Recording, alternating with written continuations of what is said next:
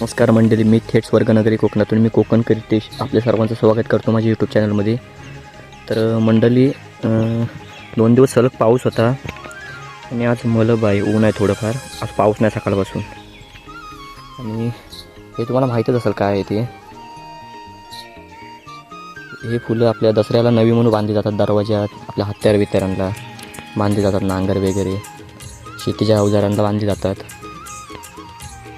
काही दिवसांनी दसरा येतो आहे, थोड्या दिवसात त्यांचा वापर होतो. आणि हे बघा, सुंदर वाटतात फुलं. वेळी बघा काकडीची,